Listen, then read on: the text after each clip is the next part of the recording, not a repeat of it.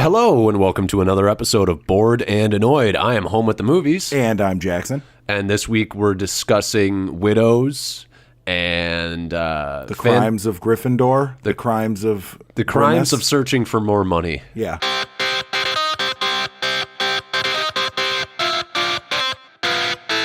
Bored and Annoyed. But last week we discussed Stan Lee dying. Yes. And, people just an outpouring of support for the guy. Love. Which, we always kind of knew was coming. Yeah. Like it was going to be a big death when it happened because he meant so much to so many people. Exactly. Guy was just full of joy and spread inspiration to all. But Bill Maher didn't think so. Apparently not all. No. Bill Maher had some, I would say, terrible things to say about not only Stan Lee, but the people who actually look up to his creations. I was going to say, I think more of what he said, which you can read, was offensive to fans of, the medium, I guess. Right. Well, he went on his blog and he wrote, and I'm going to quote him here for a second, so hold on. The guy who created Spider-Man and the Hulk has died, and America is in mourning, deep, deep mourning, for a man who inspired millions to, watch a movie, I guess. Someone on Reddit posted, "I'm so incredibly grateful I live in a world that included Stan Lee. Personally, I'm grateful I live in a world that includes oxygen and trees, but to each his own." And then he goes on to say that people, you could read comics, but at some point in his generation, you were expected to put those books down and pick up the big boy books without the pictures. But then 20 years or so ago, something happened. Adults decided they didn't have to give up kid stuff. And so they pretended comic books were actually sophisticated literature. And he just kind of goes on and on and on about how it's bad. I wonder if he's read Watchmen. This was maybe my favorite one, which was, I don't think it's a huge stretch to suggest that Donald Trump could only get elected in a country that thinks comic books are important. I'm pretty sure Stan Lee's reach goes worldwide, first of all. Right. I think there's fans of Marvel everywhere. So that's just a dumb comment. And how is it connected to Trump? It's not. And I've said this being a liberal person myself. Some people have just such a hard time wrapping their heads around Donald Trump being elected that they're just racking their brains trying to figure it out. And it's like... Yeah, like everything just is... they're obsessed. Yeah, everything that's bad is the reason that Trump was elected. And it's like, no, Marvel Comics is all about diversity. They were the first to put out a black superhero. And I mean, it's just insane to me because clearly the guy has never read a comic book in his life. And it's like, oh, I'm sorry, you read Stephen King novels, but you also own graphic novels. It's like you can do both simultaneously. Yeah, no, I was thinking that was one of my thoughts is like, why can't you do both? Yeah. I don't know. It just seems dumb to me to say something like that. Right. He's entitled to his opinion. I mean, this is what he does, right? Yeah. He's always ruffling feathers somewhere. Well, and now which is kind of one of the things that I honestly like about him in general. But yeah, he can piss you off when it's about something that's like, near and dear to you. Right. I mean, one, he totally downplays the importance of Stan Lee by saying he inspired people to just go to a movie. How many people... George R.R. Martin grew up as a lifelong Marvel fan, wrote letters, actually, to Marvel. And I think there's a real argument that could be made that we maybe wouldn't have Game of Thrones without Stan Lee. Sure, we probably wouldn't have a lot of stuff. I don't know. It's kind of stupid, too. It's like when Mr. Rogers died, if the internet was around at the time, let's just assume. Right. There's probably a lot of Stan Lee fans who haven't touched a comic in a long time. Right. Like there were probably 40-year-old Mr. Rogers fans because they watched him when they were kids or whatever. Right. So for them to post something in a public forum saying he meant a lot to them doesn't necessarily mean anything besides like at some point that person was important to you. So yes. Yeah. So I just don't get it, I guess. It just seems like a really dumb thing to get your panties out in a bunch over. Yeah, well, I mean, I will say this. I just can't believe he couldn't wait a little bit. He had Yeah, to. but you got to hit it now while it's hot. Yeah, he had to. Yeah, he had to give it to all those nerds. That's the other thing too. Is I'm like, look at comics and look at nerd culture, whatever you want to call it. Right. This is a culture that has been ostracized forever. You're always looked down upon for reading a comic or liking something nerdy, and it's like you're giving all of your opponents fodder for you just being this elitist asshole. Well, he is one. Yes. I mean, he always has been Yeah. one. He always has been kind of a bully, too. Yeah. When he disagrees with people on the other side of him, even, like, Yep. he can be a total dick about it, and he gets personal, So he's just he's a troll dickhead. But I mean, I'm going to leave it off with a great quote from C.S. Lewis. okay, Mr. Narnia. Yeah. Great author. Yes. And this guy wrote. Like This guy. Just this guy. Yeah, just this guy. But he said, critics who treat adult as a term of approval instead of as merely a descriptive term cannot be adults themselves. To be concerned about being grown up, to admire the grown up because it is grown up, to blush at the suspicion of being childish, these things are marks of childhood and adolescence. And in childhood and adolescence, they are, in moderation, healthy symptoms. Young things ought to want to grow. But to carry on into middle life or even into early manhood, this concern about being adult is a mark of really arrested development. Yeah, he's kind of a douche. Yeah. Oh my God, you can't just enjoy something because it's meant for kids. Well, yeah, Or- so he doesn't watch like any of the Pixar shit. What does he, what does he enjoy? I guess he sits true and crime. reads. Yeah, right. just depressing things. But speaking of childish things, we got the new trailer for Detective Pikachu. And it looks kind of fun. Yeah, I was really surprised. The Pokemon look good in it, I think. They looked a little cartoony, if I'm Right, honest. I think they're kind of supposed to look like stuffed animals or something. Yes. They look really well done as far as being ripped out of like the video game or whatever. Though, Right. so. Yeah, I mean, I think you could probably make the argument it's the most faithful adaptation of a video game to live action. It looks, it's not quite Super Mario Brothers, Right? but it does look legit. It looks good. Yeah. Yeah, I was... Live action video game adaptation. So you've got like Mortal Kombat. What was the one? There was World of Warcraft. World of Warcraft. Okay.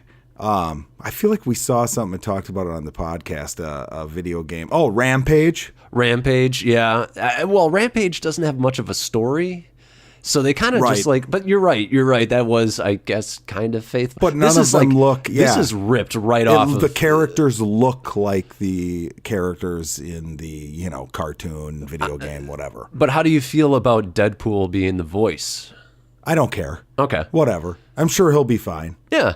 Yeah. I mean, he was enjoyable. I'm hoping it's not too... I'm hoping they don't play up a Deadpool-like personality. It almost looks like they're going to. Yeah, But I hope they don't. But, I mean, I was writing this movie off because I was like, really, Right. first live-action Pokemon, and you're going to do this? What about the story of Ash and his abusive relationship with animals? Well, there you go. Whatever.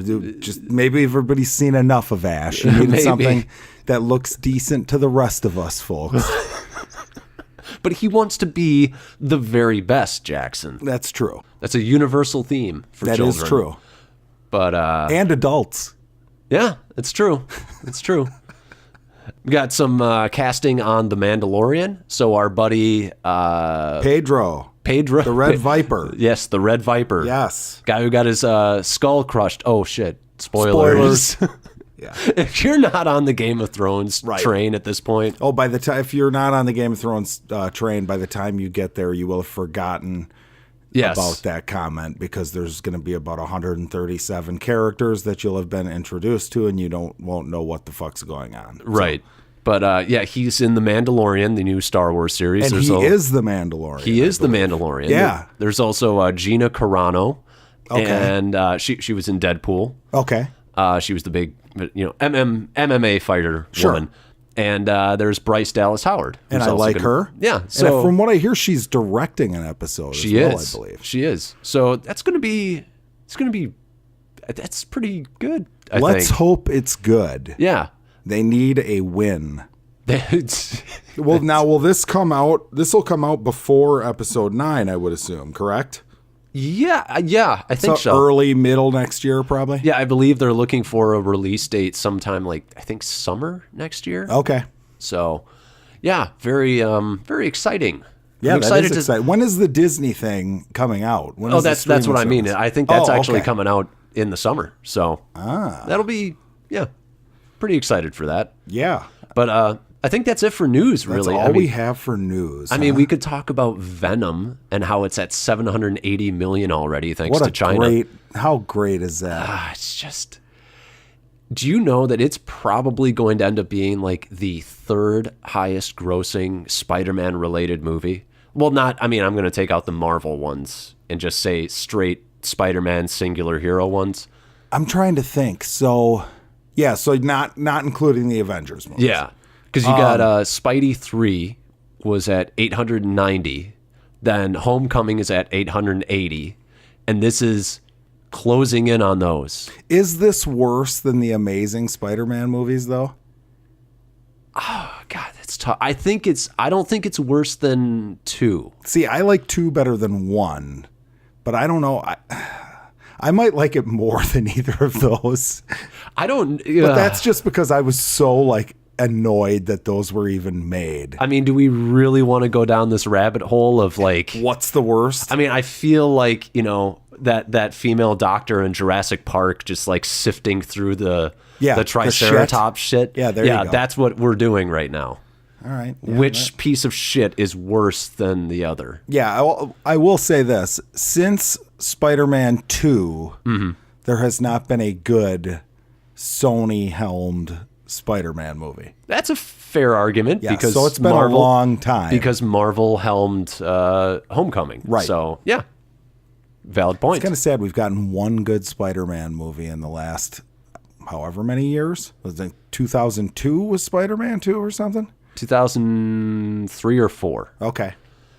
Yeah. So, one good Spider-Man movie in 15 years. 15 years. That's nuts. Yeah, that sucks. Hopefully we'll get another one, though. I have faith. Yeah, I agree. But do you want to go into the shit that we watched at home this week? Yeah, I'll start by saying I did watch Jumanji, Welcome to the Jungle. Jumanji. Pick a character and you're that person in the game. Bethany, you in? I don't spend my life staring at a TV screen. Fine. Oh my god! Where's my hair? Where's the rest of me? Oh my god, we're in different people's bodies! Bethany, don't look at it! No! I'm an overweight middle-aged man. And what did you think? I thought it was great. Yeah. I really liked it a lot. It's fun. I thought it was really funny. All the characters were pretty good. Jack Black was probably my favorite. Yep. I mean, there's a lot of dick jokes in there and stuff. Yep. But I know it's cheap humor, but it was cheap, but it was fine. The action in it is fairly well done. Yeah. I like some of the video game stuff. I didn't expect it to be so deep into the video game shit. All the characters, the kids spawn into this video game world of Jumanji because it's kind of the opposite. Instead of Jumanji coming out into the real world, they get sent in, kind of like Robin Williams did in the first one. Absolutely. And they all have a tattoo of 3 dashes on their arms, signifying the number of lives they have left. Yep. I thought that was pretty clever. I'll tell you the moment that, oh God, what's his name? Diet Chris Rock, Diet Eddie Murphy. Kevin Hart. Kevin Hart, yeah. So Diet. He's the moment that he lost me as a character was when he kicked the Rock off the ledge. Okay. I was like, no, you're a dick, and we're done. I forget, what was he pissed about again? He was pissed. Oh God. he was all pissed because he had to like carry the Rock's weapons and shit. He was like the support character. Yeah. Yep. I don't know. I thought he was good, man. I don't know. He was enjoyable. I still think that his character was the only one that didn't really have an arc. He just kind of at the end is like, yeah, we're friends now. But The Rock was the one who did all the friend things. Well, he kind of like learned to not be like a dick just because he was like a big tough guy in the real world. He got stuck in the position of being like the useless, like, well, useful, but yeah.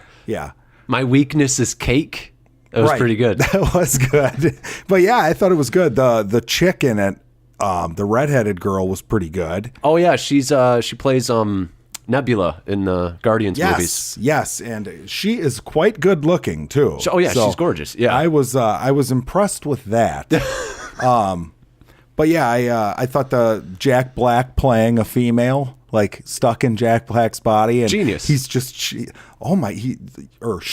I guess, yeah, is just shocked at like, oh my god, like using a penis to pee is so easy. This is amazing. All the dick jokes that he had were pretty funny. Yeah, and that was your I forget the actor. I think his first name is Alex, but the guy from Hereditary was the main he's kid. in that. Yeah. I mean, it's no Hereditary performance, but he was fine. Yeah, he was good. Yeah. I liked the little romance between The Rock's character and Nebula's character were good. Right. They had chemistry as the kids in the real world and the video game characters. Well, and to your point, which we've discussed, The Rock is so much better and more likable when he's part of like an ensemble cast. Yes. That he's not carrying the entire movie. I mean, it's still kind of like Rock worship because he's like the big tough one. Yep. But it was like self-deprecating at times, you know. The thing that makes his character work in that, I feel, more than anything else that I've seen him in, is that he's not, do you smell what The Rock is cooking, lifts his eyebrow kind of guy. Yeah. He's insecure. Right. He doesn't, he's like, don't cry, don't cry, don't cry, don't cry, don't cry. Yeah. Like, that's great. It's the dichotomy between being this big muscle man, but being insecure as fuck. Yeah, I thought the movie was really good. If anybody's not giving it a chance, I suggest giving it a watch. I thought it was funny. Yeah, it's like a B. It's a good, it's a solid B. It's a solid B. Yeah. Yeah.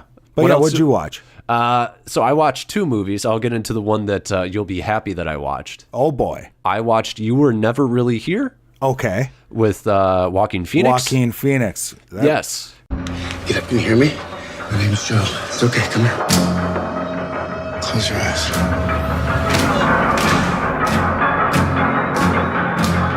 Where are you going? Taking you to your dad. So Joaquin Phoenix he's basically a hitman. He's a hitman, but he seems to basically focus on child abuse and protecting children and rescuing children from abductors and stuff like that. And basically, it's kind of what you've seen with all these sort of movies where he does a mission and then everything goes wrong and there's a plot that he has to uncover the secret of the plot. Right. And, but it's done with hardly any dialogue by him. Yes. And the violence in it isn't shown. Not a lot. It's like you just see him enter a room and then you see the body on the ground. It's very strange. And I liked the backstory between the weapon or behind the weapon that he chose. He always chose the same weapon. I found it really good. Yeah, it was. I was very impressed with that one. I forgot about that one. I definitely saw, and they're 2 completely different movies, but I understand the parallels that people are making between that and Drive, because the characters are they're in the same wheelhouse, because they're both like these damaged people with extremely violent lives. Sure. That want out and need hope. Right. And, I feel like they both kind of get it in their own way by the end of both of those movies, sort of. Well, the ending is fucking weird. Oh, that was good. Yeah, it was. Do you want to go into spoilers on it? Yeah, go for it. So, spoiler, he saves the girl that he's supposed to save, and we find out that she was actually like a senator's favorite. Like, she's underage. Yes. She's like 12, 13. And she was like some senator's favorite pedophilic thing. And so he's at like that compound. He shows up. She's already killed the dude. And they leave the house and they go to a diner. and then he shoots himself, and then the waitress comes and leaves a check. She's like, "Thanks for coming." Yeah. And then it's a dream. But Phoenix is acting on that. He's great. He's amazing. You dude. just got it. You just got like the whole like I'm just watching, and like the girl, like she gets up and leaves, but she doesn't say where she's leaving. She doesn't talk hardly at all either. She's very damaged. They're actually both very damaged. They actually kind of mirror each other in certain ways. And he just needs somebody there, and you can just see it on his face. Like this, like, I don't know where she's going. I don't know what's going on. Am I alone? And he just goes through all these emotions, and then he shoots himself. But then, you know, like I said, it's a dream. I got to watch that one again. It's funny. There's a Reddit post on this movie where basically this guy lays out this huge theory about how his mother was abusing him. That like, and you read it, and I'd have to look at it again, but you read it and you're like, holy shit, that could be it. Like, but yeah, I loved that movie. At the end, it was kind of had a mind fuck where it's like, okay, I'm not sure exactly what I was supposed to get out of that, but I liked it. I enjoyed it. It was a nice little violent romp. It's not like exciting or action packed, or it doesn't make you feel like you're having fun while you're watching it, but it is good. It's a little slow. The thing I mean, it sounds bad, but one of the things that I liked about it was that it was an hour and a half long. Yes. They really didn't stretch it beyond its premise. Right. And it's funny, it could easily have been stretched beyond. They could have added shit. You know, like there's the scene when he breaks into the, oh God, it's like an apartment complex or something, or a hotel or whatever. And like all you seeing are the surveillance footage. Yeah. And in a different movie, they would have turned that into this like action scene, fucking whatever. Right. But they almost like purposely don't show you what he's doing. You get like little bits and pieces. Like you know he's hitting someone with the fucking thing, but you don't really see him contact many heads. You know, there's not the close up like gore shot. Ever. No, there definitely wasn't. And I like that. But I did like this whole like he's just brimming with violence. Yes. Like even like his mom's like in the tub, and she's been in the tub forever, and he's just like, "Mom," and then he just like goes like the psycho thing, because he's just pissed that she won't get out of there. I mean, he even like takes a knife and he just like starts dropping it, trying to like hit his feet, and moves his foot right up. So like, it's weird. He's got some mental fucking issues. And he plays it like better than anybody, Joaquin Phoenix. Oh man, does. He's one of our best actors that are going. So excited for the Joker movie. Oh yeah. Like after seeing, like, because sometimes you just need a refresher on how genius Phoenix is. He's amazing. I gotta see that new one, the Western, the Sisters Brothers. Oh yeah, we got to see that. Yeah, we'll make a point of seeing that. Yeah, we got to. I mean, but it sucks too, because now like it's in the backlog, and we got all these movies coming out this week. It's a crazy time. It's Oscar season and holiday season. Well, so we don't have any more news. You know, we got some time here. So we've got Creed 2 coming out. What else comes out this week? I feel like there's something else. Robin Hood. Any predictions for Robin Hood? So I'm expecting it to suck. Okay, well, it looks like a movie that I feel like it looks like a movie that's aimed at like a 13-year-old. Okay. And I'm getting serious like Batman Begins vibes.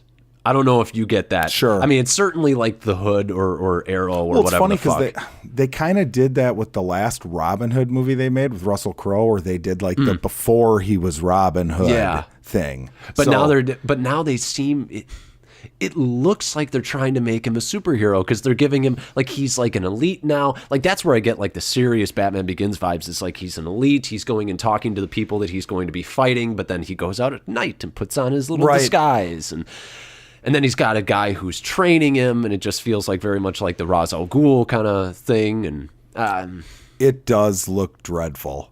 Like every time I've seen the trailer, I'm just like, Jesus, why are they making this? I really hate the costume design too, if I'm honest, because it just looks like that late 90s, early 2000s version of like, this is the cool medieval time. Right. You know, it's like, fuck you. Either go with it. Well, and the way the characters talk, it's it's almost like A Knight's Tale. You ever see that with Heath yeah, Ledger? Where like, but that was purposely. I liked that movie. I really like that movie, but that one is trying to be that, and it's upfront about it. Whereas this one, you're going to have like characters talking like it's now, like it's modern times, but it's not going to be like a joke that you're in on. It's just going to be like, this is a stupid fucking movie. Right. Whatever happened to that girl, by the way? From A Knight's Tale? Yeah. She was in 40 Days and 40 Nights, too. She was I don't know. She was a cutie. She was talented. Yeah. I don't know. Yeah, where are you at? Tweet us. Find us on Twitter. She's one of our few listeners. But I'm not excited for that one. Creed 2, I'm pretty excited for. Green Book comes out this week. Yep. Looks like a good week. Yeah. But what else did you watch at home, though? honestly, I think I watched some more Making a Murderer, but I don't have much to say about that. Yeah, that's it. I had a busy weekend, so I really didn't get a chance to watch much. Okay. I watched a very strange movie. A movie called May. May. M-A-Y? M-A-Y. It's made in 2002. You know how when you meet someone and you think you like them, but then the more you talk to them, you see parts you don't like? Everyone always thought May was different. Jesus, what are you doing? Relaxing. Doesn't it hurt? Ow! You crazy bitch! But really, she was just misunderstood. I need a real friend. Someone I can hold. Don't be mad. It's a low-budget B-movie, dark comedy / horror film. And who's in this? No one? Anna Faris. Okay. But she's not the leading role. Sure. She's not May. The premise of the movie is there's this girl, and she works in a animal hospital, and she has a lazy eye, so she's kind of grown up with this sort of like idea of like she's not perfect, you know. She doesn't have many friends. She's very standoffish with people, very guarded, very, very socially awkward, and she has a doll that her mom gave her, and her mom was like, yeah, if you can't find a friend, my motto is make one. So okay. So her mom made this doll when she was a kid. She gives it to her daughter. Then she tells her daughter, never take it out of the case. So it's this weird thing of giving an 8-year-old a toy that they can't play with. Sure. But basically she starts dating a guy. That doesn't go so well for her. He ends up thinking like, you are fucking weird. Because she bites him one time. They watch this really weird movie called Jack and Jill, where it's like these two lovers and they start eating each other. I thought you were going to say where Adam Sandler plays himself and his sister. No, that's in the future. This is 2002. Yeah, I mean, it was really weird. I'll just get to the main premise. Basically, the boy doesn't work out with her. Okay. So she starts seeing people and she's like, so many pretty parts, but not a perfect whole. So she wants to make her own friend. Gives you one guess as to where she's going with that. She starts finding people on the streets. It's like, I like your tattoo. Okay. And she invites them back to her place. And she cuts off that part of their body and kills them and starts sewing her own friend together. Dolls? Like kind of, really? A life-size human, yes. Oh, that sounds fun. It was fucking weird. That sounds like a fun premise. Anna Faris has a crush on her. She's like a lesbian. So she ends up killing... This is spoilers. I don't expect most people to see this. That's fine. She ends up killing Anna Faris, but she has like all these weird little things. Like one of the first things, and it's so weird. At points, it reminded me of The Room a little bit because some of the writing is so weird. Okay.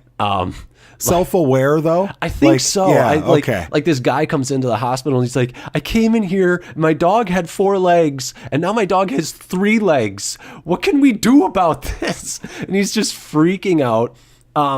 Then she meets the guy. And she meets the guy and he's like, oh, you're weird. And she's like, yeah, but you like weird. He's like, yeah, gross me out. And so she's like, she tells this story about like this dog that had to have intestine surgery, and they had to use cat sutures, but they thought, because they're supposed to use, dog sutures, which are bigger. Okay. But they had to triple up on the cat ones. Well, they split open and the dog's intestines burst out while the dude was at work, and he calls, and she's just laughing, talking about this story about this guy finding his dog sprawled out on the in the yard, and she's just laughing about it, and the dude's like, "You're fucking weird." She took it too far. Yeah. She kills her cat by throwing a ashtray at it. Okay. After a date doesn't go well. After her boyfriend leaves one time, after she bites him and he starts bleeding, and she's all like, "Yeah, let's do this." He leaves, shuts the door to her apartment, and she screams at her doll. She's just like, "I told you to fucking face the wall." It's just weird. I'm looking this up on Flickster as you speak, because this is intriguing me. It's weird. I mean, you can tell it's low budget. 69% on Rotten Tomatoes. Yeah, I mean, I can't say I didn't dislike it. It was very strange. I mean, the music is actually quite creepy. The lead actress is actually great. Okay. The rest of the acting is pretty fine, but it's very low budget. The cinematography is probably the worst thing about the movie, because it looks like it was shot for about $15,000. No, it made $0.1 million, so it made $100,000 at the box office. It probably made its money back then. And I paid for it. I rented it. It's got pretty good reviews. Yeah, I might have to check this one out. Where did you watch it? I watched it on Amazon. I just rented it. Yeah. All right. It was weird, but I enjoyed it. All right. I almost want to spoil the ending, but if you're actually going to watch it. I'm going to watch it. Okay. I will actually say I did watch Alpha again. Alpha. Oh, okay. Alpha. Love it. Fucking great. Yeah. That was a great movie. Just wanted to put that out there. It's still great. It goes by so quick. It does. Yeah, which I guess is a good thing, but I feel like that one could have been longer. It's rare that I ever want a movie to be longer. So if that's the case, you did something right. Yeah, that's true. But yeah, that's it for home viewing for me. Yeah, so what do we got first? Well, I know I saw Boy Erased. Jared, I want you to do well. I want you to have a great life. I love you, but we cannot see a way that you can live under this roof if you're going to fundamentally go against the grain of our beliefs. Jared, tell me the truth, that's all. I think about men. I don't know why. And I'm so sorry. Yeah, that's the new Russell Crowe one. Exactly. Yeah. So what did you think? I thought it was amazing. It was really good. I don't want to blow it up. It's not like an A+ or anything. Okay. Gonna make your list for the year? Top Probably 10? not. Okay. But it might. I mean, okay. So what I appreciate about this, the plot is basically that there's this kid. He grows up in a Catholic family. His dad owns like a car dealership. That's Russell Crowe. And he also is like the pastor at the local church. So very religious. His wife's Nicole Kidman. Jared is the kid, and he's played by Lucas Hedges, who's kind of popping up in like everything now. Yeah, he's really good. He's becoming the new young It actor. Right. And yeah, if you don't know who he is, Lady Bird. He was in mid-90s. Yeah.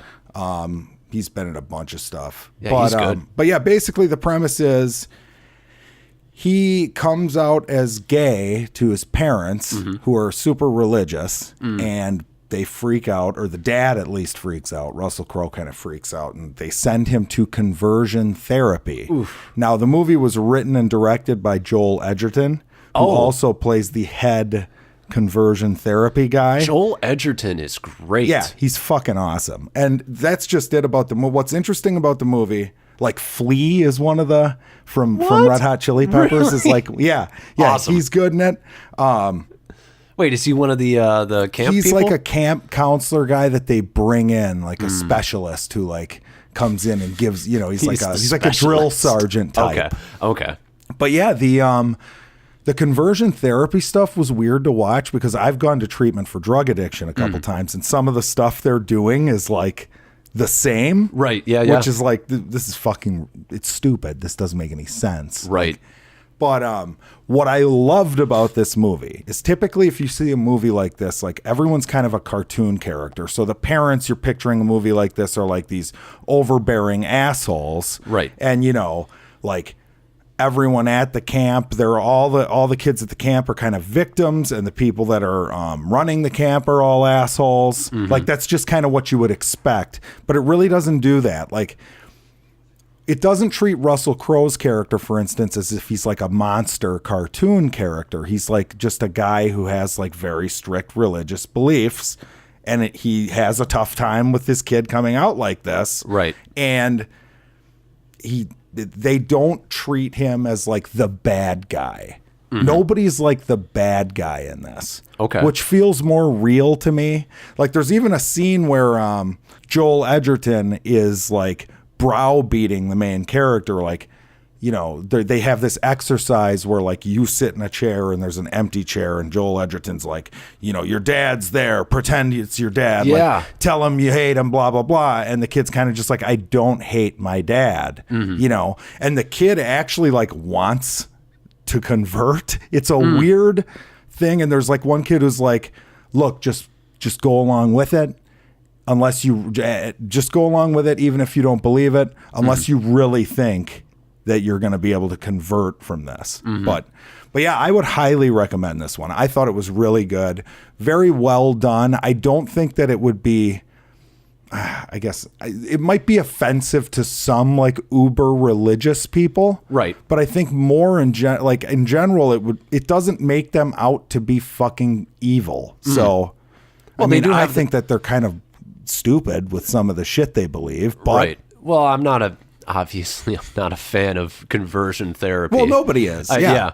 So, I mean, yeah, but I'm glad that they, you know, they treat it with a level of respect, because it is kind of a serious issue. Oh yeah, and they start the movie or end the movie basically saying like there's over 70,000 people in that right now in America. And it's just so fucked up because you're watching it and it's like, this is absolutely asinine. Yeah. They do some crazy shit to some of the, one of the kids, they do like, they do some overboard treatment on him because he like, quote unquote, relapses. I guess you would call it a relapse of sorts. And that was kind of a rough scene, but overall it would have been so easy to just be like, okay, let's just have this, like the parents are fucking complete asshole maniacs and they will send their kid off and feel nothing about doing it. Right. Whereas that's not the case. And that's the best thing about the movie. Spoiler. Spoiler. It's funny because the guy Joel Edgerton plays, of course, like they do when the movie ends, it's based on a true story. So when the movie ends, they're kind of catching you up on where everybody's at now. And, you know, things are good for like the family, whatever. Right. Which is good. And there's a great scene at the end, too, between him and the dad. Yeah, That's like, I mean, Russell Crowe's just fucking great. But they catch you up on the counselor. Yeah. All they say is Victor Sykes, that's his name, is married with his husband in Texas. Come on. Yeah. Oh, that's great. Well, because, you know, like he's clearly like fighting this too. Like, right. It's, you know, and it kind of opens your eye. Like you assume they're all like hypocritical. Like one of the counselors in particular, this is going to sound bad, but one of the counselors in particular, like, yeah, you're not fooling anybody, dude. Right. You know what I mean? Right. Like, but yeah, I would highly recommend it. Sometimes I do feel like that, like the people who are the most passionate about it are the ones who have the most invested because they feel it. Absolutely. You know? Yeah, and you can tell like when Joel Edgerton's playing this guy, it's like he is intense about it. Right. Because of that. Yeah. You know. Good. But and I would like a shout out to Flea from Red Hot Chili Peppers. That's amazing. Pretty good performance in this. That's awesome. Good performances all around. I mean, you can't go wrong with Nicole Kidman and Russell Crowe. Nicole Kidman played the mom's more of like a sympathetic, like loves her husband, but doesn't necessarily agree with her on this whole Right. thing. Yeah. You know, she obviously cares more about her son. Yeah. But, I mean, and you've got Will Ferrell's brother in it, so. oh, Jesus. Will Ferrell's brother. Yeah, Flea. Flea. What was that from? They did a skit on it. Oh, at I one missed point. that. Yeah, it was pretty good. But, I mean, the only thing I think about this is it's nice that it handles it in a delicate manner, you know, gives it all its complexity. At the same time, people who you would hope to maybe change their mind on this and maybe open things up, they're probably just not even going to see this. So it almost doesn't even matter. Yeah, so that's kind of what's interesting is like, it seems like a movie that they're hoping people would see. Right. Will they? Probably. I don't know. I think a lot of people who are just anti-gay would just not even Skip see it. Yeah, Right. they just wouldn't even see Well, it. and you know how I am. Like, even if I agree with a political message, like, and I would say, you know, it shouldn't be political. Right. This. I was actually going to say that. I actually don't think the Right. whole like gay thing is political. But unfortunately, it is. Yeah. You know, like, typically something like this would bother me because it would be so like, you know, because I understand that there are good people out there who have some religious fucking block in their head that Yeah. makes it so they can't approve of, you know what I'm saying? Yeah, because my book said not to. Well, right, or whatever. I mean, whatever. So they might think, you know, here you are, you're disparaging them, but whatever. Well, but my point is, they might be the nicest fucking people in the world. On everything else that you Right. could talk to them about, they probably give a bunch of money to charity, whatever. Right. But there's this thing, and too often movies act like they are that thing. Right. You know what I'm saying? Right. Which this one does not do, which is why it was really good. Yeah. No, I don't like to disparage religious people. I'm agnostic, so Hey, I at just least like, they're not children still Yeah. worshiping that Stan Lee book. I mean, and I'm not trying to do that, but it's like I'm agnostic. Like I'm open to Right. the Bible being 100% right. It also could be 100% wrong. It's probably not right. But I mean, it's just a matter of like, I just don't like when people take like things that maybe don't hold up so well nowadays. Yeah, well, it's Things interesting in because it. either way, to your point, it's like even if you're not taking the Bible literally, Yeah.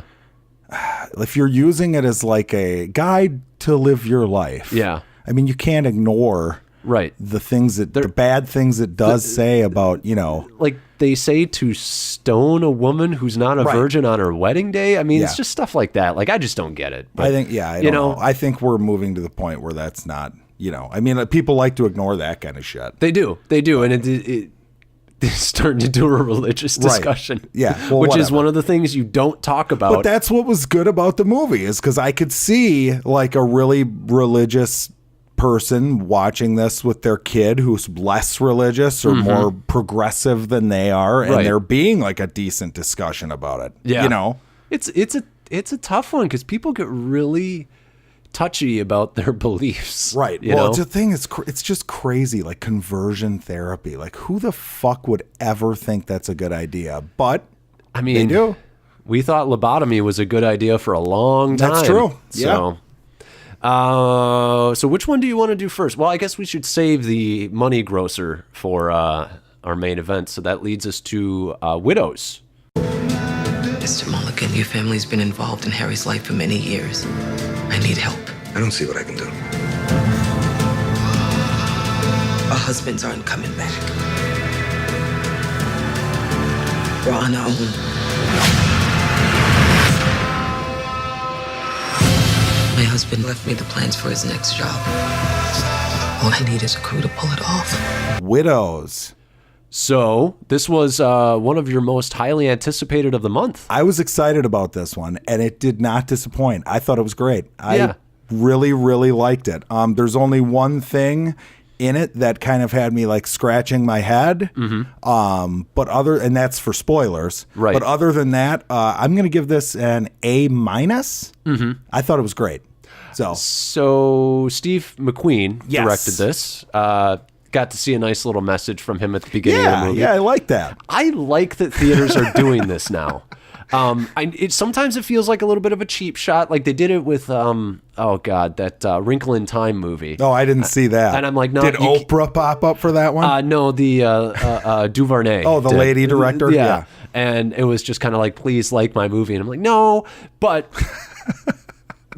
you know, I liked seeing Steve McQueen, and I think he's a good director. I liked this also. I'd probably give it probably a B. Okay. Basic plot. Yeah, so basic plot is there are these like criminals. They like to rob people and shit. They all have wives. They're all married, all four of them. And they go to complete a job and get basically chased and killed. And what's left are their widows. And basically it picks up with each separate widow what's going on in their lives and whatever. And you find out that one of the characters, Liam Neeson, left the next job, information on the next job for his wife in case anything ever happened to him, whatever. And there's a character in the movie who is after money that Liam Neeson had stolen from him. And had burned up Correct. in their deaths. So basically, the main character, and it's an ensemble cast, but I do think Viola Davis is the main character. Oh, easily. Yeah. She has to come up with a way to get the money to pay this guy off. Otherwise, they'll kill all these women, basically, is the gist. So that's the premise. And that's our buddy Daniel Kaluuya. Yes, Daniel. And who's the guy who plays Paperboy in Atlanta? That's the guy who actually wants the money. The Get Out guy is kind of his henchman. And I won't try to say that guy's name, by the way. Kaluuya. I just call him the Get Out guy. Brian Tyree Henry. Yes. Is so Paperboy. He's the guy. And right off the bat, the Get Out guy in this is just a fucking badass. I'm loving him more and more. Like, just put him in more movies. He's great. I agree. But yeah, the other aspect of this movie that's interesting to me that I thought was some of my favorite stuff was Colin Farrell and his dad, played by Robert Duvall. Yeah. So good. Oh, man. I kept wanting to go back to like their relationship and the whole political thing, because this guy who wants the money is also running for office. Right. But yeah, it was good. I was really surprised, or at least I find myself continually surprised by Colin Farrell, because the first thing I ever saw him in was Daredevil. Okay. So I've always had this like, guy's a shit actor. My introduction to him, I believe, was Minority Report. But yeah, he's good. He was. Yeah, he wasn't. He's good. Yeah. But he was going to be like the new up, it was Tom Cruise and Colin Farrell, and people were saying like, oh, we might have the next Tom Cruise here. Then, didn't he do the new Total Recall too? That was unfortunate. He for might him. have. Yeah. I mean, he's done some bad shit. He was in like the Fright Night remake. But yeah, he's great. I like him. And Robert Duvall is really getting up there, but he puts on a show in this. And I think our favorite character, or at least my favorite character, is Elizabeth Debicki. She is the tall blonde in the movie. She's the tall blonde. Yep. So they're She's all fantastic. very distinct characters. Michelle Rodriguez and one of the new up-and-comers, Cynthia Erivo from Bad Times. Who was excellent in Bad Times and is pretty excellent in this as well. Yeah, I mean, she's not given a meaty role. She comes in very late into the movie. But man, she's ripped. Oh, I know. It's insane. It's just nuts. I'm like, man, Did she look that ripped in the other movie? I didn't notice it if she was that ripped. She was pretty clothed in the other one. True. And not that she's... So there were a few things in this that were a little much. Okay. One was we start out the movie and Liam Neeson and Viola Davis are making out. It's a little too much. Oh, come on. There's passion. There's serious tongue action going on there. And it took me out of it because I was like, I think both of you are married. That'd just be so weird for everybody involved. It's just passion. Yeah. And you're just going to kill me because this is such a stupid nitpick. Is this a nitpick? It's a stupid classic nitpick. Alex nitpick. But so there's a point where Viola Davis pulls up to a place called a sit and stay where you can stay with your dog. Okay. And it's one of those buildings that's on the corner of like an intersection, but it's like one of those weird intersections where it's like a 120 degree angle. It's Yes. not a 90 degree one. Yeah. So it's this triangle shaped building, and we're looking at the car. Like the car is right on that point, and you're Okay. looking out into the building from inside the car as she goes in.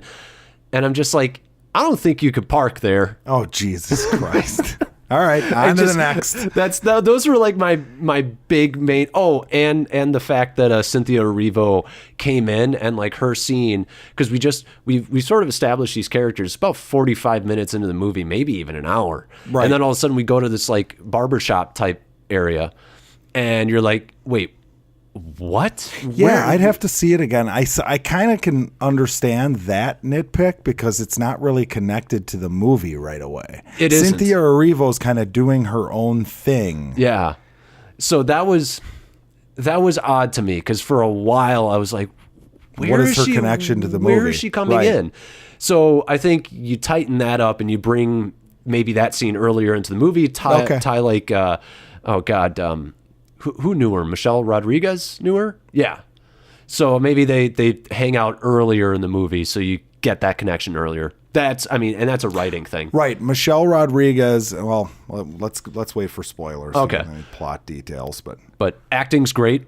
acting is great. Music is great. Good themes. Good themes. Yeah, I was impressed. I liked. It was definitely female empowerment. I mean, you sort of got that from the trailers. But. It was big time, but it also had like a whole like political angle, like we were talking about. Basically, the Robert Duvall's playing like this guy who's just been in political power in this district of Chicago forever. Yeah, and has just used it for his own gain. And it's funny because both of the guys trying to get that power now are pieces of shit too. Yep. And it's just this ongoing cycle that it brings to the forefront of like, wow, how does a community like this ever get out of this? Yeah. You know what I mean? I think that was really great because it did show, like you said, both sides are looking for power or money. Right. Or like both. the one dude's like a criminal and he's basically like, I want to be a white collar criminal instead of a drug gangbanger. You know what I mean? He says the people who come at those people come with mics and cameras. The people that come at me come with guns. Yeah. And I was like, yeah, makes sense. Makes I get sense, it. Right. It's a practical goal. I think one of the coolest shots is Colin. I almost want to say the car shot. Yes. After the funeral. So they it's a single take and it goes from a spot where he's doing like an opening of a new business down in sort of like a ghetto neighborhood. Yep. And he does the speech and then you get in the car. It's a single shot, takes you from that little area. And it's about a 5-minute shot ish. You think it is? Maybe 3 minutes. I thought it. Yeah, I would say a few minutes. Yeah. And then you get to his rich so ass weird. house. Because it doesn't like go into the car. You just hear their conversation in the car, but it's kind of like a camera, just a stationary camera is taking you on a little tour of that neighborhood. And it's fantastic because it's one of my, like, I think we notice this in big urban areas is you drive 10 blocks in one direction and all of a sudden you're in a really rich neighborhood. I was just in Detroit this weekend. Oh, yeah. It's a perfect example of it. And I mean, that goes, so the shot is making a point, but also the dialogue that Colin Farrell is saying is making points about politics is a business. And he doesn't want to have any part of it. He's just so sick of it.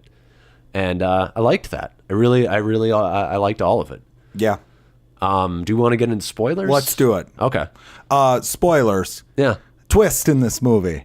Liam Neeson's alive. Liam Neeson is alive, and that is my nitpick. Just like Batman Begins, my he was nitpick alive. is that right at the beginning of the movie, one of the first things you see is the big car chase that's being intercut with like other scenes with the characters, whatever. Right. But there's a car chase. All the bad guys or the robbers are in it. The husbands, I guess. Yeah. And they park in this.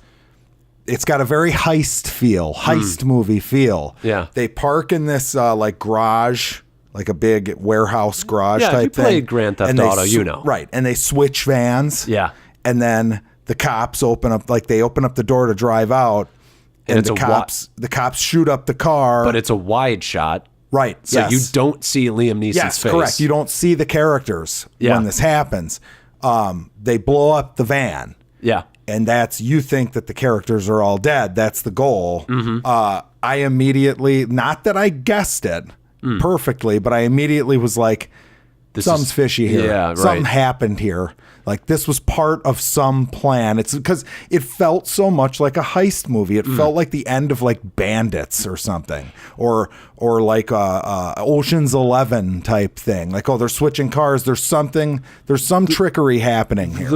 The way that I looked at it was, I was putting the pieces together in my head, and so this is where the marketing actually really helps it. And I actually didn't have a problem with the twist at all.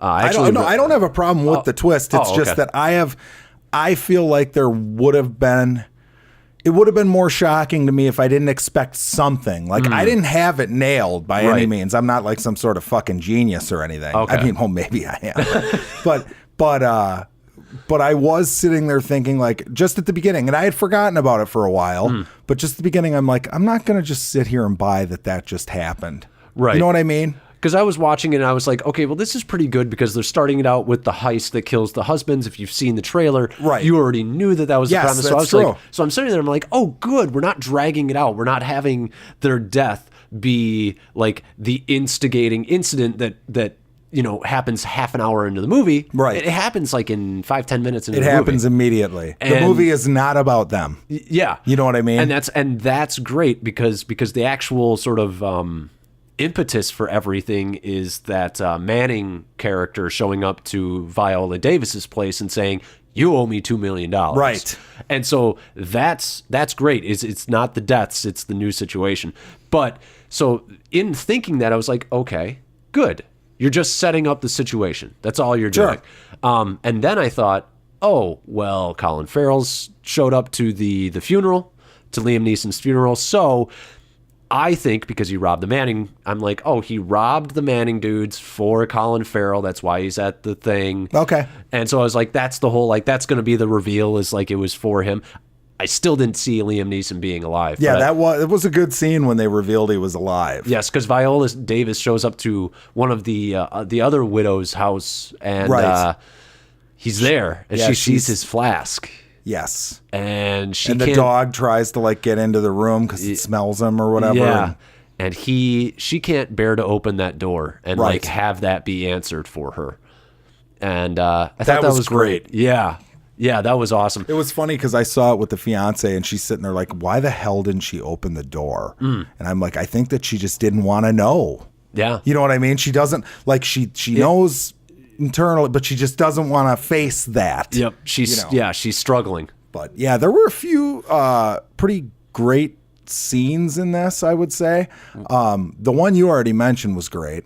Yeah. The one where they break into Colin Farrell's house to like, awesome. Yeah, it was so well done. Yeah. And fucking Robert Duvall kind of pops up. He's like, hey, what the fuck you doing here? You know. Can we talk about how hilarious Robert Duvall was in this? As like the racist as fuck. Oh man. Old. I mean, he was like, you kind of hated him. He was a monster. Yeah. But at the same time, Colin Farrell and him are getting into an exchange, and he's like, "I will whoop your ass." Yeah, he's just a likable actor. He's been great forever. You know, you got a $50,000 wallpaper. It's a painting. It's art. Yeah, no wallpaper. Fantastic. Yeah, he was really good. All those scenes were great. Yeah. You know, I thought all that stuff was great.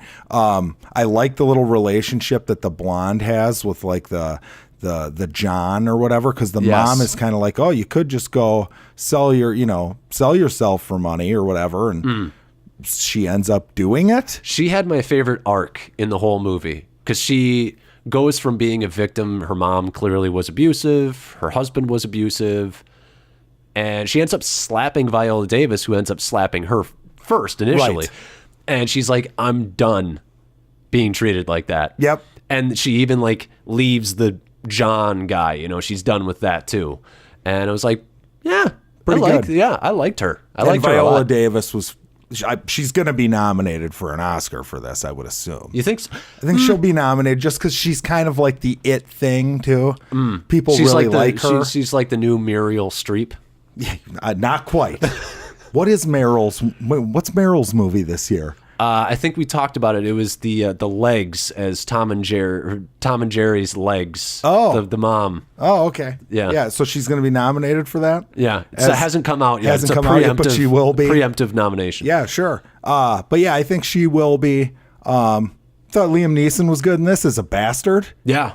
It's fun to watch him kind of be a bad guy. One of my favorite scenes was so Viola Davis and Liam Neeson have a dead son who was actually killed. We got to talk officer. about that. But at the funeral, he is going through some emotions. They just kind of stick on his face for about 30 seconds. Yeah.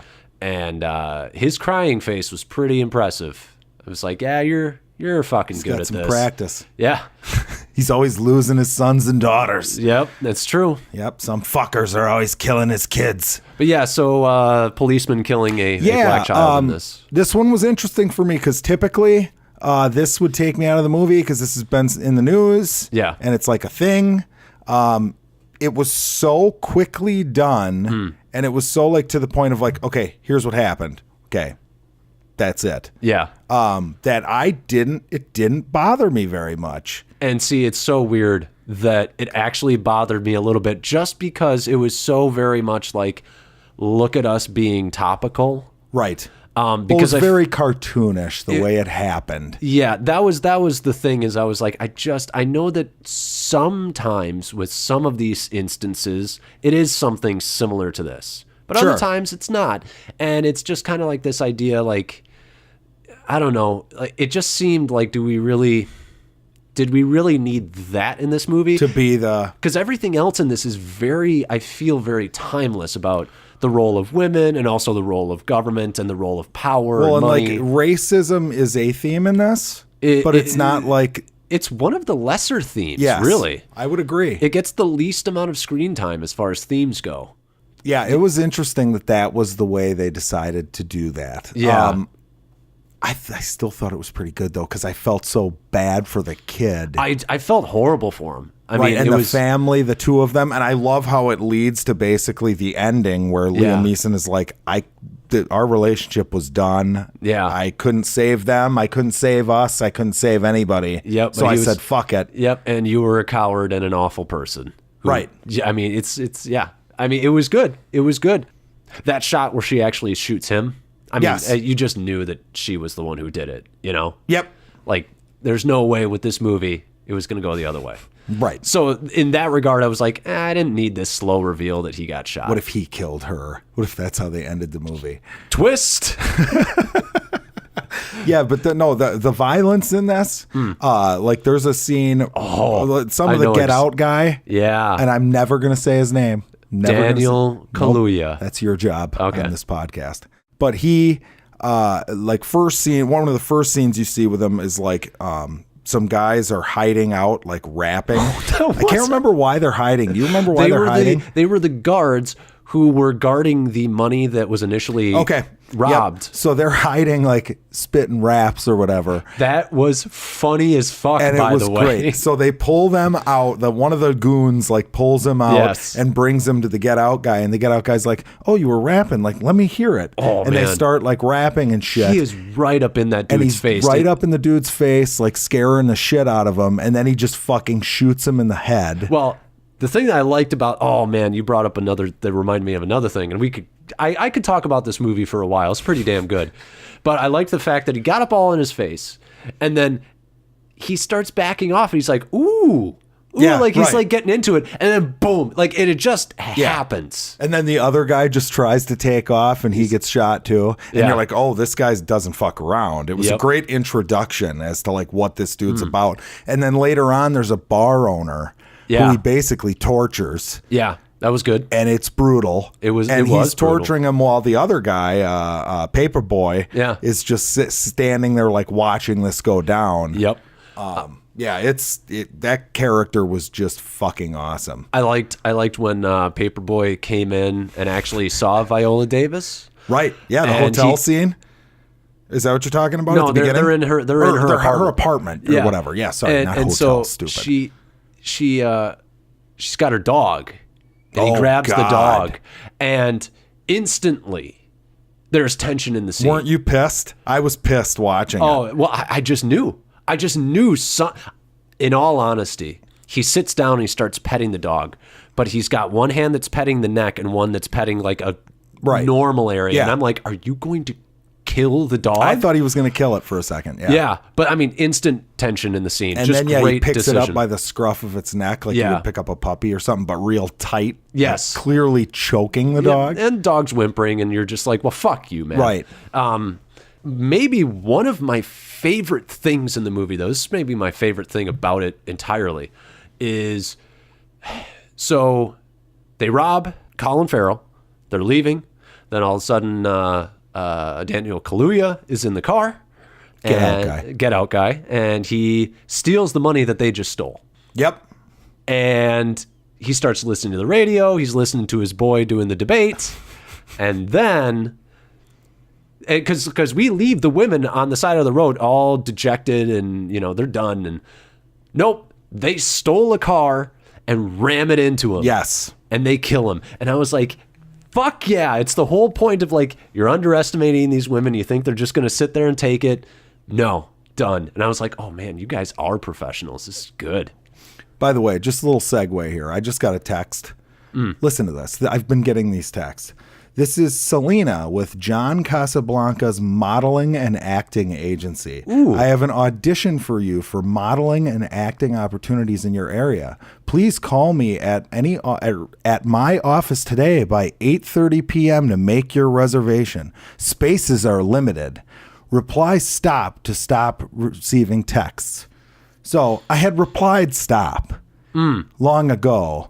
I keep getting these. If anybody knows what this company is, it's a scam, clearly. Clearly it's a crock of shit. But yeah, tweet me, let me know, because this is fucking hilarious. I think you should call. I mean, I know I'm good looking, but I mean, can we call them now on air? Let's call them. Come on. I'm not calling this fucking I will number. be. I don't want to give them any reason to call me. But yeah, that's fucking annoying. But continue. No, that was about it. That was my favorite thing. All right. I loved that scene because you see the car kind of coming up slowly behind him in the background. It's like, he gets a gruesome, fun death too. That you get to go, yes, he died. I had a good time with this movie. It's a solid B. There are some like not. Like everything's not tied up in a bow at the end of this though. Like you only get to really see like a couple of characters interact at the very end. Yeah. And like I don't know what happens to Paperboy. He lost the election. Okay, we heard that on the TV, but like beyond that, we have a no clue. Right. I'm assuming that he got his money. I mean, otherwise, sure. Keep sending people. Or maybe not. I don't know. His buddy died, so that's true. But let's go into fantastic shits and where to find them. They're in the theater. In my toilet. At about 2:30 p.m. That's way too much. Thank you. My brothers, my sisters, the clock is ticking faster. My dream, we who live for truth, for love. The moment has come to take our rightful place in the world where we wizards were free. I hated this movie. That was It was brutal. It was terrible. The funniest part of this whole thing though is I accidentally went to an open caption screening. So like on the screen, like thunderclap sound, like, oh my God, like the sound effects. I didn't even know they had those. Yeah, I saw one. First one I've ever been to. I can't imagine it would make the movie it was any a worse. Really quiet theater. But yeah, I'm sitting there and the movie is fucking terrible. It was awful. It was one of the worst of the year. First 20 or 30 minutes, I'm not a Potterhead like die hard. I like most of the original No, series. I like all of the original series. I thought the last one was okay. I think you disliked it more than I did. I disliked it quite a bit. But this was just god awful. I mean, it played like you were studying Harry Potter lore. It didn't feel like a movie. Here's the character that we referenced in one of the other ones, Nicholas Flamel. You guys remember him? Yeah, don't care. Yeah, it's 90% exposition. Yeah, and it's terribly done too. And it feels like it feels like J.K. Rowling. This should have been like 2 books, not 1 movie, because there are too many characters in this, too many locations, too many things going on.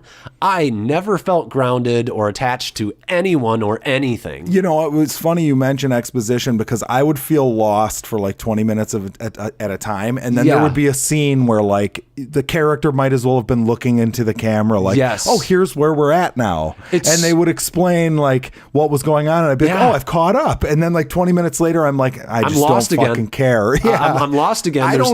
I'm seeing that Harry Potter fans like this. I don't even understand how they like this. I don't get it. There's no whimsy or magic, or I don't understand it. I thought it was the crimes of Grindelwald. Where was that?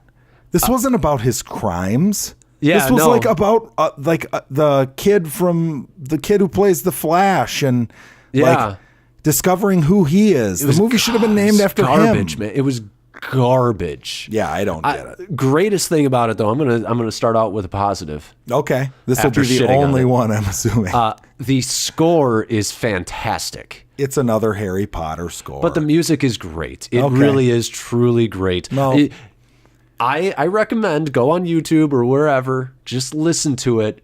Take all your bad thoughts about the movie and just listen to it. Okay. I think you'll actually enjoy the music. But no, this is maybe one of the most disjointed movies I've ever seen in my life. It's terrible.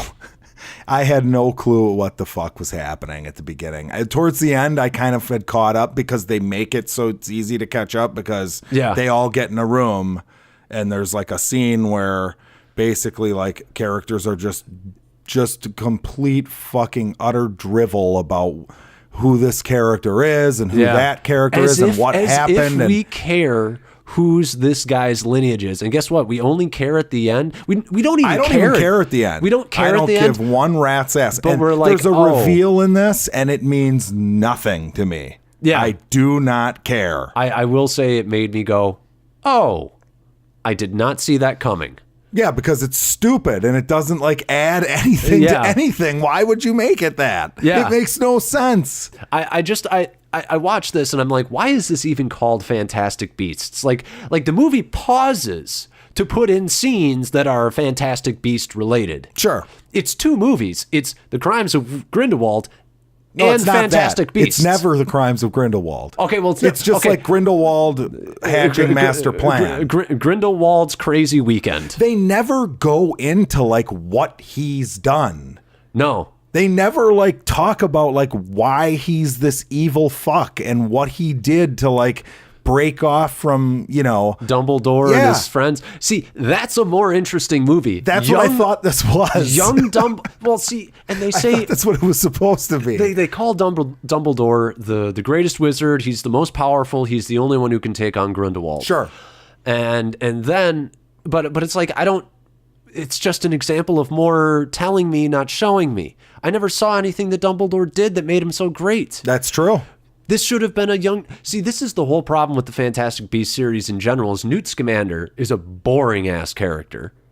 Oh my God, we're going to get into a scene with him that I was just like shaking my head in disbelief over how hateable that fucking character is. Oh, Newt? Yes. Which scene is this? All right, fuck it. I don't Spoilers. Yeah. This is an F. This is an F. You think so? This is a strong F.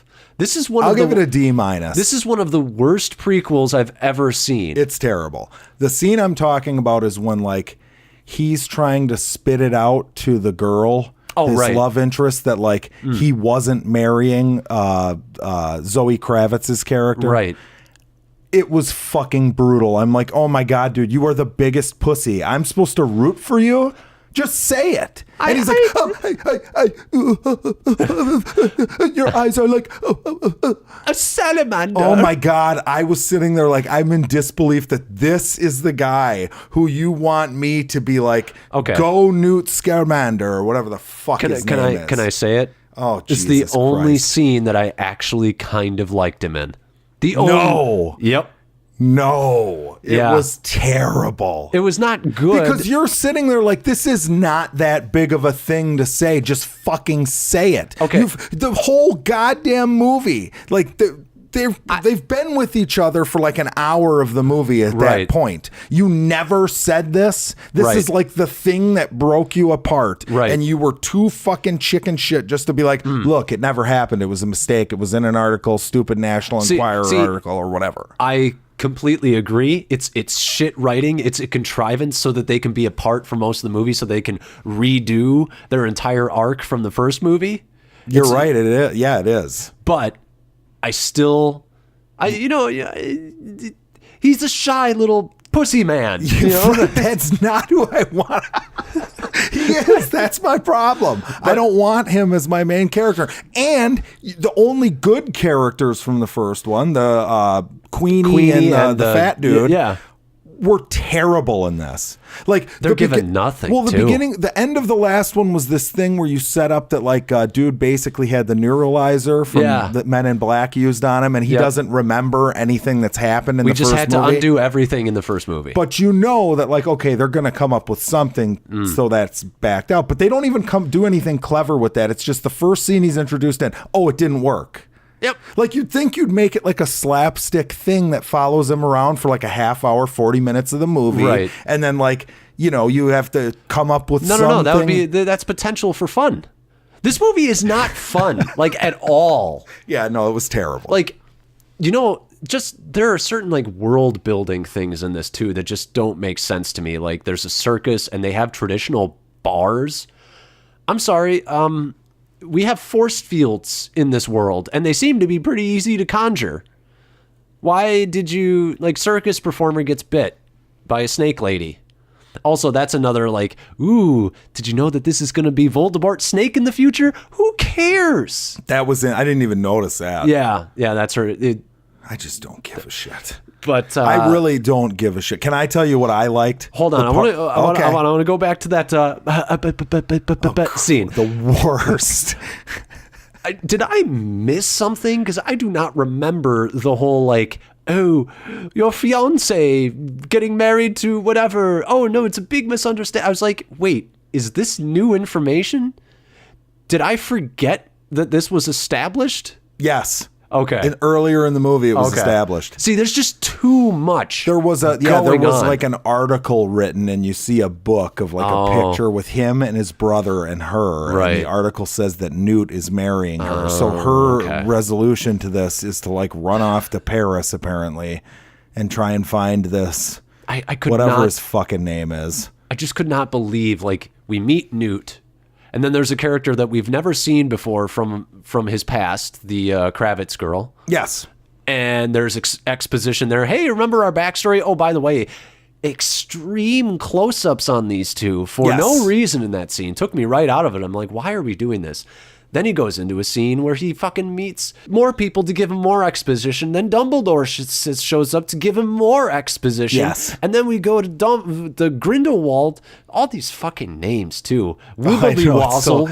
I was trying to think of, I'm sitting here just stuck on, what is Zoe Kravitz's character's name? I think it's related to the Helena Bonham Carter character from the first one. Or the first set. Lestrange. Lestrange. That's her last name. Yeah. Yes. Jesus. Lana or Lisa or something. There's so much Lestrange. about lineage and heritage in this, and it's it's you're studying Harry Potter. Yeah. And I flunked. It's a Wikipedia article, not a movie. It is awful. It is awful. It was a disaster. I can't believe anyone liked this. What did I like? Yeah. I liked the World War II thing. That was, I was going to say, easily the best part of the movie. And it was like 2 seconds. Yeah. And it wasn't the whole scene. I didn't like the whole scene. Yeah. I just liked the idea that like, oh, well, us wizards need to take over the world. Otherwise, this is what happens. Yeah. Like, that's a good premise. It's for a good movie. argument.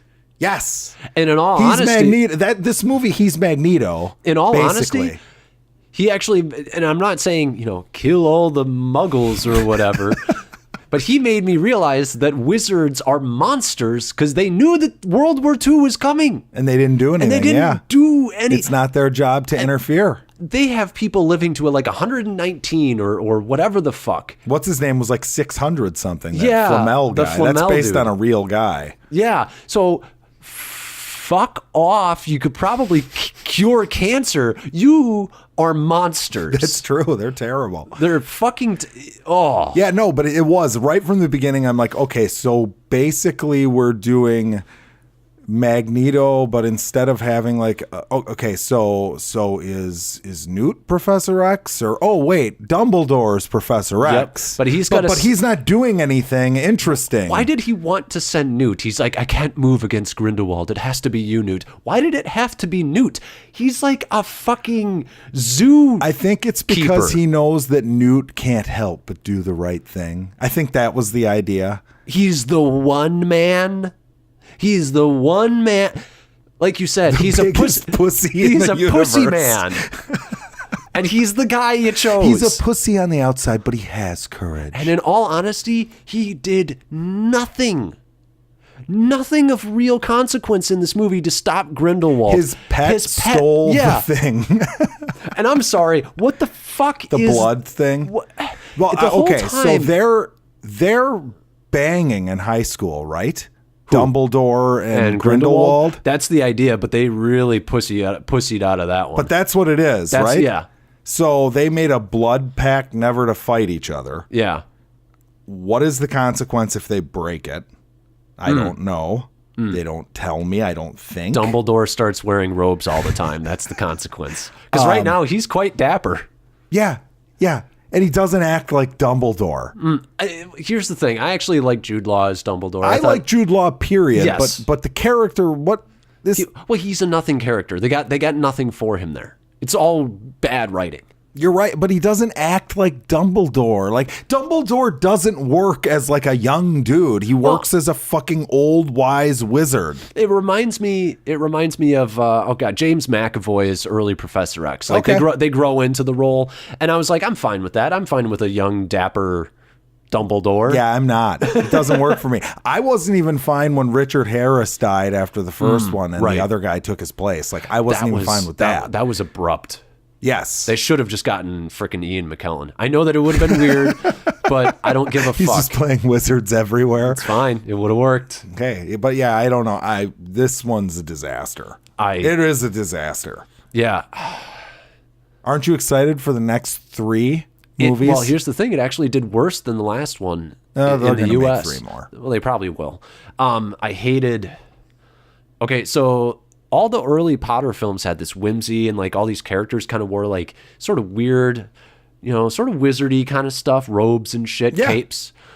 Here, everybody's just 1920s, 30s it up. Well, because they're trying to make it abundantly clear that it's the 20s and 30s. But they went so overboard. Well, and it doesn't all take place in the school. Right. But I also got the idea, like, these teachers just seem to wear weird shit on their own. Like, Snape's always rocking that cape no matter where he goes. Good old Snape. Remember when there was, like, awesome characters like Snape? Yeah. Dude, holy fuck. All these characters suck, man. They do suck. They're terrible. The main guy sucks. The 2 I liked in the first one Queenie, suck. Queenie. Okay, let's talk about that. Yeah. So, basically, there's, like... he calls her crazy at the beginning of the movie. She gets all pissed and runs away or whatever. And then later on in the movie, like, Grindelwald kind of like gives this thing about like, yeah, I don't want to kill them all, but like, I don't want all these rules or whatever he fucking says. Even before he says that though, she's like, I just want to hear him out. And she is like, it's like in she's a trance. Yeah. Yeah. But the point is, like, what is her logic in following him? I don't understand. If he's not going to go too. It's a turn that makes no sense.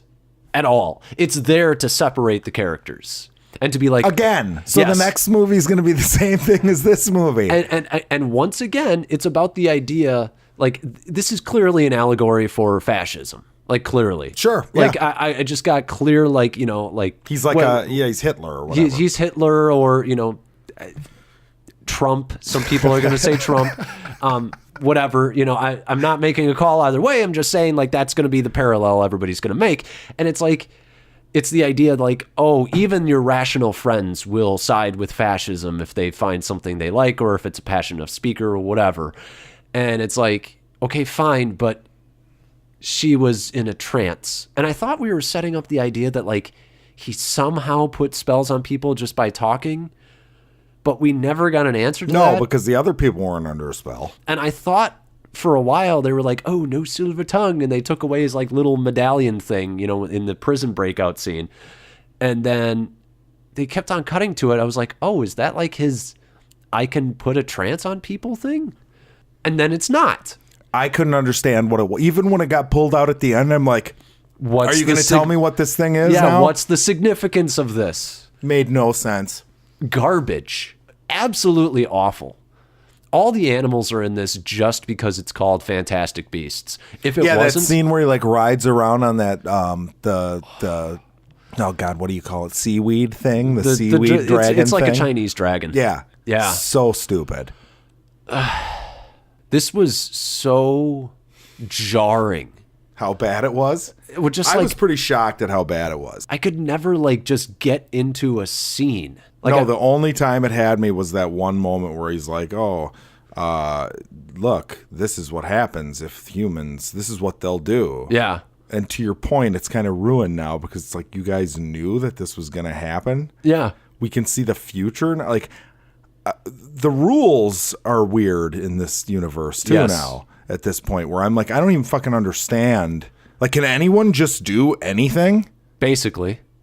That's how it seems. It is. That's like the genius of setting the original series into school is your characters by definition have limited skills because they're learning. Right.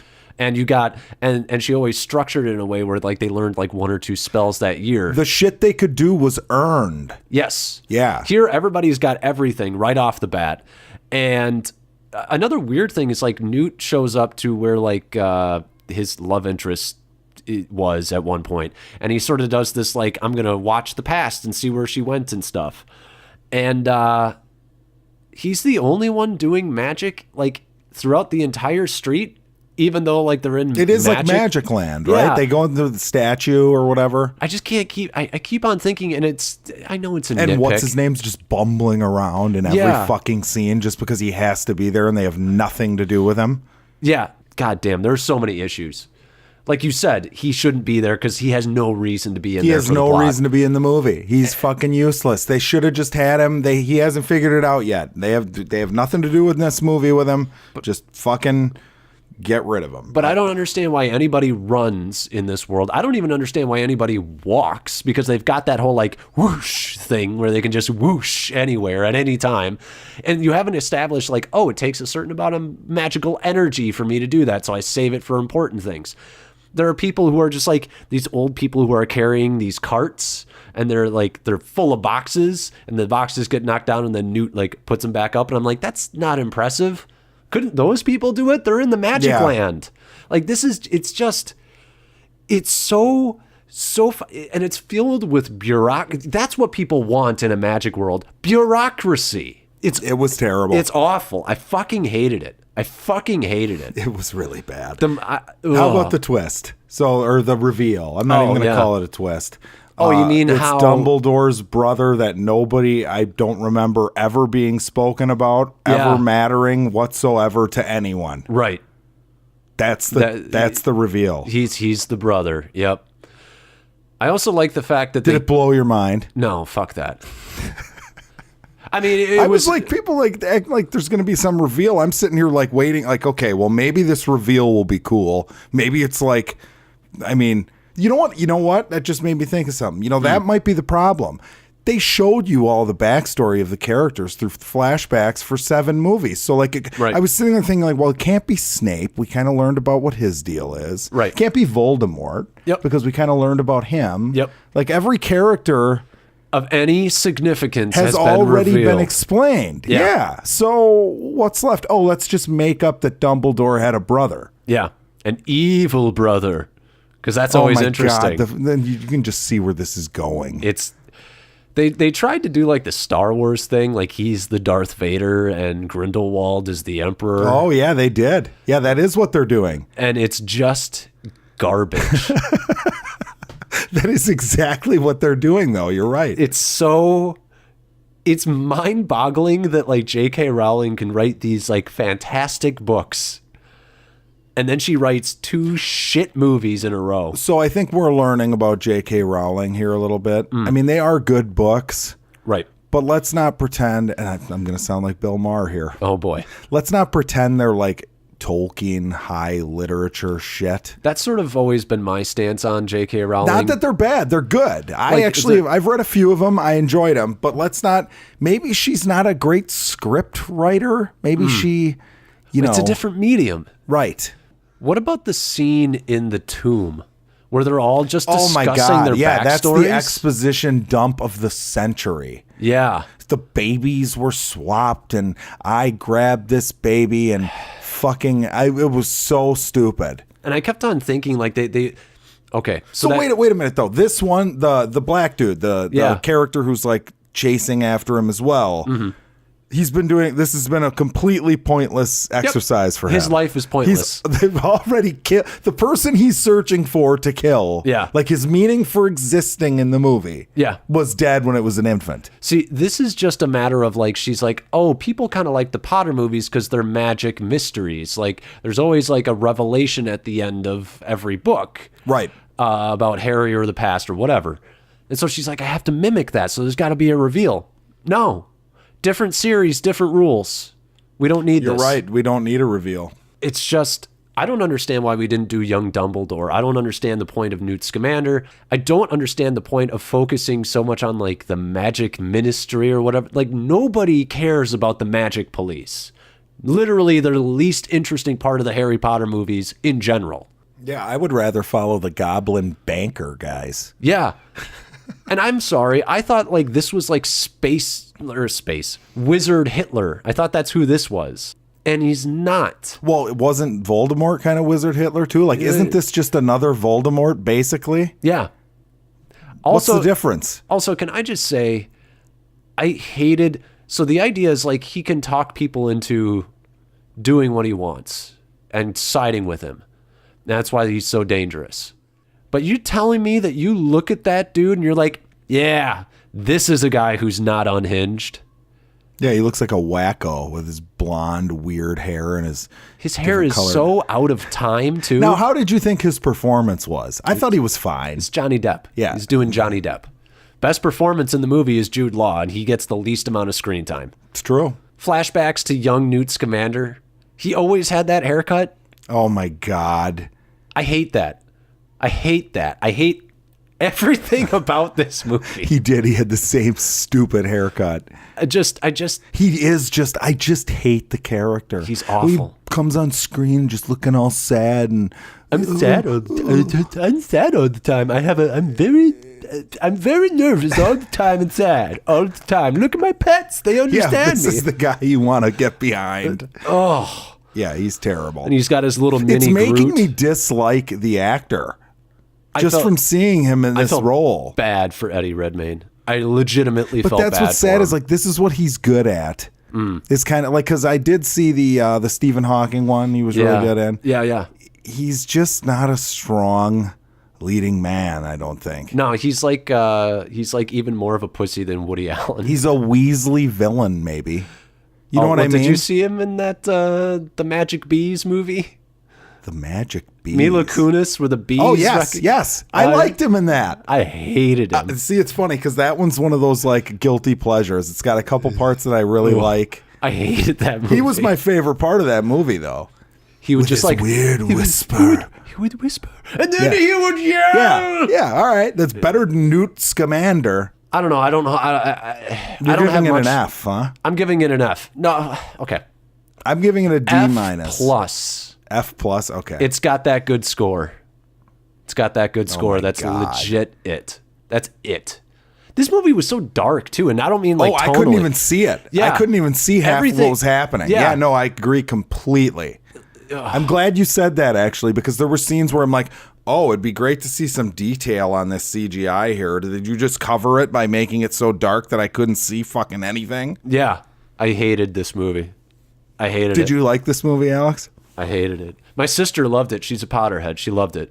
I am not. We got Thanksgiving coming up. I am not mentioning this movie at all. How did she like this? I don't know. This is fucking garbage. It's just, it's the blind. You know what it kind of reminds me of is like when I tried to trick myself into thinking I liked Thor 2. Because Thor 2 is garbage. There's no way any objective viewer of this could think it was a good movie. I'm sorry. It is. It's a fucking Wikipedia article. I don't even like feel you like said. It's a goddamn study session on Harry Potter lore. That doesn't make it good. I don't even feel like kids would enjoy this. Like if they're No, how would they know what the fuck is happening? It'd be too boring. And you can't see any of the neat stuff. Yeah. Garbage. Oh, you get to see a fucking mushroom cloud nuke in Japan. That's your... hey, kids. Hey, kids. Let's go to Things the are movies. bright and happy in the Harry Potter universe. Grindelwald doesn't do anything in this, though. I mean, he kills some people at the end who are trying to kill... He talks to people in backroom scenes where he's, you know, hatching his evil plans. Oh, one last thing. I remembered... It's why I was dragging this out, because I remember my one last thing, which was, so Ezra Miller, the Flash. Yes, he's terrible in this. Well, he gets nothing to do. He but sucks. He gets. I've decided I don't like him anymore. Okay. After that red carpet outfit he wore. Oh my God. It's like just look it up, people. I mean, he was like wearing like an inflatable. Like he looks like the Michelin Man. Yeah, the Michelin Man, or like a black version of the oh God, what are they called? Whip It Good. Oh yeah, their helmets. Fuck, I don't know, but yeah, you know. I know what you're anyways, talking about. I completely botched that. But anyways, Ezra Miller was killed in the last movie, and just like everything else in the last movie, we have to undo all of that. He was killed in the last one? Yeah. He like imploded on himself because like don't remember that at all. I remember it because I was like, oh, I thought he was dead, and they even said it in this movie. They were like, oh, I thought he was dead, and they're like, nope, false.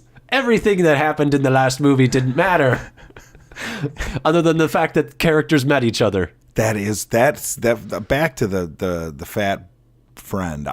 What the fuck? He's there because people liked him in the first. You didn't have anything planned to like deal with him. You just had him show up enchanted by what's her name. Yeah. And just say, oh, it didn't work. It really, done. It really does feel like she's just looking at Game of Thrones and she's like, oh, I need 35 characters. Yeah. Well, no, with the end of the last movie, that was a pretty neat scene where like he's working at the bakery. Right. And like she comes in like sad knowing that he doesn't remember her. Yeah, yeah. But then there's like a moment, like a twinkle to make you think, oh, maybe he does or whatever. False. No, don't do anything with that. It just didn't work. It's garbage. It's garbage. One of the worst of the year. It was really bad. I can't believe I stayed.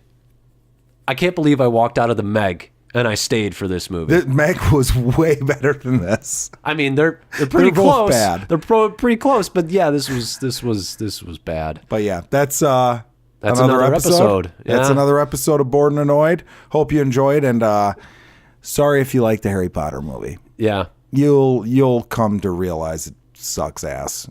You'll come around to our side of thinking